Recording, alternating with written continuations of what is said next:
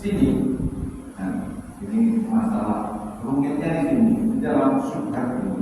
Kalau ini kan keraguan, tapi ada hadis, satu hadisnya nanti ketika ketemu hadis ini sama. Ini tentang kewajiban,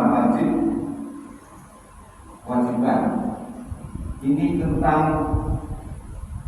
larangan. Terus ada perkara yang di sini sama, ini didiamkan.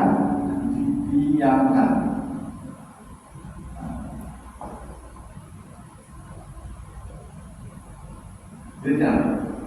Ini hadis yang satu adalah wajib. Wajib itu ada batasnya, larangan juga ada kategorinya. Kemudian ketika ini ada yang didiamkan, bukan berarti Allah itu lupa atau apa namanya terlupakan, kan?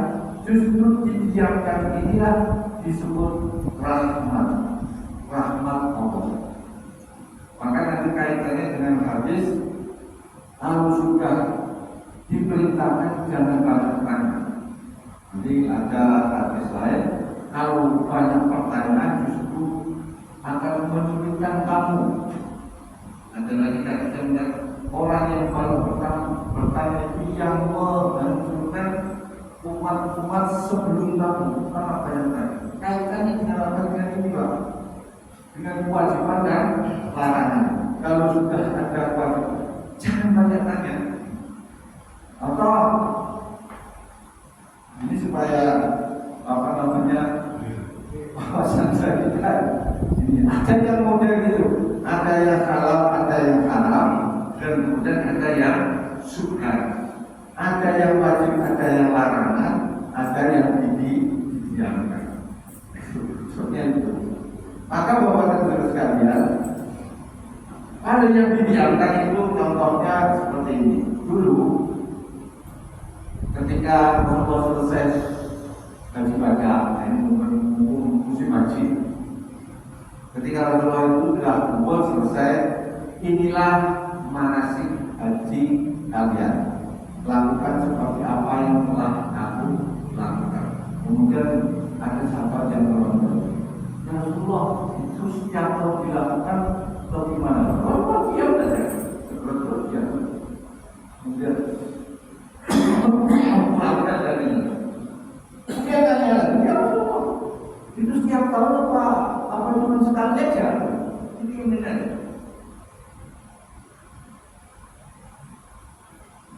Tanya lagi sampai ketiga kali.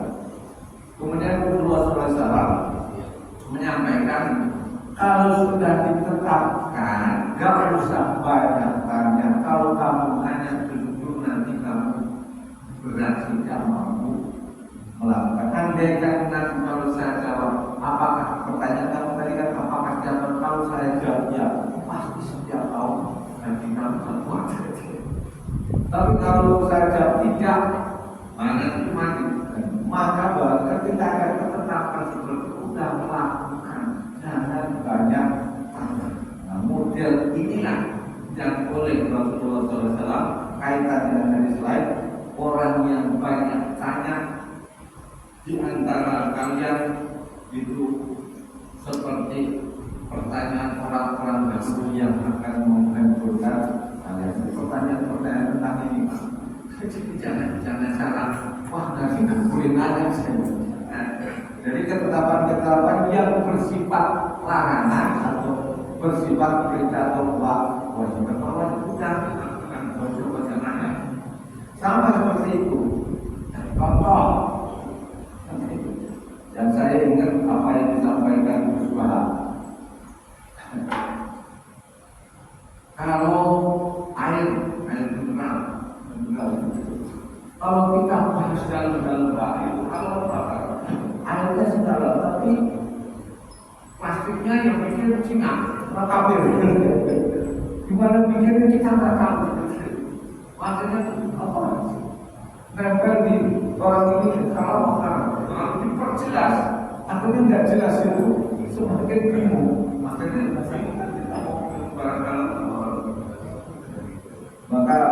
saya ingat dulu ceramahnya siapa itu. Kalau yang halal benar, yang nggak berkaitan pokoknya nggak berkaitan dengan hal yang itu dunia sekarang ini, maka kalau ada hujan minum lemah apa jadi lapangan itu halal 100%. Tapi kalau ditanyai nanti tanya embernya siapa yang bikin, nggak jelas kan dari barang-barang apa, barang hasil campur apa akhirnya tidak jelas. Nah itulah pembahasan sekalian. Maka jangan banyak tanya ketika ada air di halal apapun yang terpilih saja. Nah ini persoalan-persoalannya inilah yang menghancurkan umat-umat yang baru tentang pertanyaan-pertanyaan. Kalau memang pertanyaan itu bersifatnya, ya jadi seperti yang disampaikan Rasulullah SAW menjawab pertanyaan orang Badui, orang desa lah bahasa kita, ketika selesai melaksanakan haji. Apakah itu setiap tahun ya Rasulullah? Itu didiamkan saja. Maka kata-kata itu adalah di antaranya yang menghancurkan umat-umat terdahulu itu adalah ketika banyak pertanyaan. Ini menjadi pelajaran bagi kita kepada sekalian. Bapak ingat betul tentang berapa orang banyak pertanyaan dari kaum Yahudi. Sudah langsung sapi sebenarnya kalau tapi karena banyak pertanyaan, akhirnya kewajiban yang muslim itu mati sembelih sapi apa aja. Karena masih banyak orang, sapinya seperti apa, warnanya apa, terus bentuknya kayak apa. Jadi kan kalau orang sapinya bentuknya, sifat-sifat sapinya, pokoknya sapinya warnanya yang menyenangkan dilihat. Pokoknya warnanya bagus sehingga ketika dikategorikan itu mestinya cuma sapi biasa disembelih bisa karena banyak pertanyaan dan dijawab oleh nabinya menjadi kewajiban yang harus dipenuhi. Kewajiban yang harus sehingga kategori sapi yang disembelih yang akan disembelih itu mahal sehingga tidak hampir saja tidak mampu membelinya. Padahal kalau dia suruh sembelih aja. Nah ini Bapak dan Ibu sekalian, hadisnya ada 3 kaitannya dengan itu. Satu tadi disebutkan tentang hadis halal haram bayyin, dan di antara keduanya orang yang kecil rasanya sudah tidak ada. Sudah itu halal. Yang pengetahuan tentang semacam itulah Bapak dan Ibu. Pokoknya yang didiamkan halal, tidak ada larangannya, kemudian tidak ada perintah wajibnya, hanya dibiarkan, tapi ada batas-batasnya. Yang larangan juga ada batasannya, yang wajiban juga ada batasnya. Yang dibiarkan itu adalah wajib. Dari situ kita tahu tentang hadis innal halal bayyinun wa innal harama bayyinun wa bainahuma mustabihat. Bapak dan saudara sekalian, untuk menutup ini bahasan ini kami masih dilanjutkan satu lagi, yaitu tentang adanya di dalam diri kita itu hati.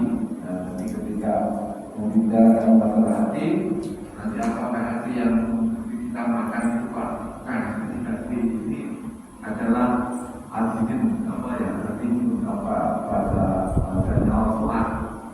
Bahasa Al-Qur'an ada, Al-Qur'an ada, kemudian Al-Qur'an juga ada, banyak sekali dari mana yang di kecenderungan kita tentang makna hati ini.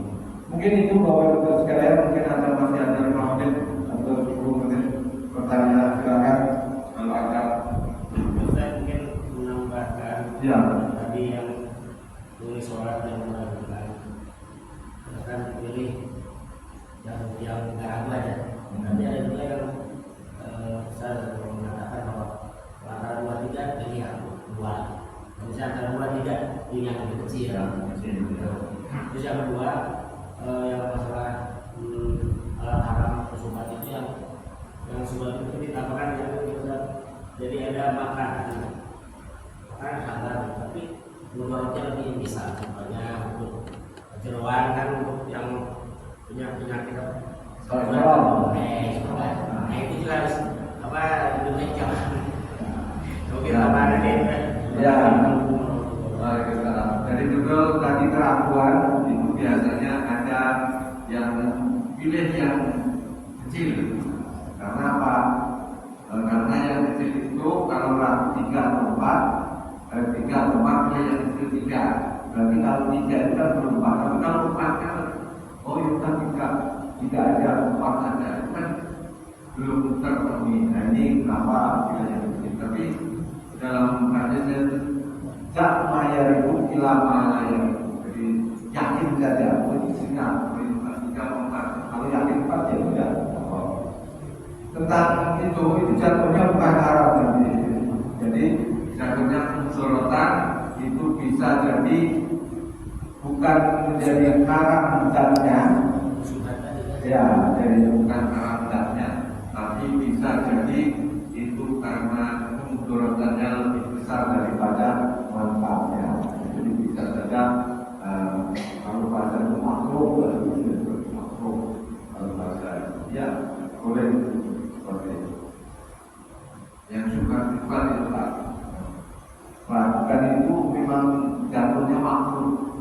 Yang kayak ini makan di apa restoran gitu, ya jadikan atau kita dengarkan udah ini banyak yang lain gitu, kenapa enggak yang lain? Itu meragukan banyak yang lainnya.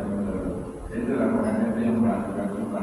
Artinya orang yang menghindari sebab itu terjaga agamanya dan terjaga juga tentang itu sifat kewarohannya, sifat apa namanya kebersihannya, hati-hatiannya. Mungkin itu bapak dan sekalian nanti kalau memang jadi hadis itu tidak Pak. Kalau saya menjelaskan cuma satu, nanti bandingannya nggak ada. Bandingannya akhirnya lupa kalau yang terbaca yang didiamkan ternyata itu nanti bahasanya nanti di hadis yang 30. Jadi mungkin itu bapak dan ibu sekalian, rahmat Allah SWT. Insyaallah kita ketemu lagi minggu depan insyaallah membahas masih satu item lagi tentang hati. Karena di dalam tubuh kita ada hati. Sebentar mari kita tutup kajian ini dengan surat berdoa masing-masing dan kemudian kita tutup dengan Allahumma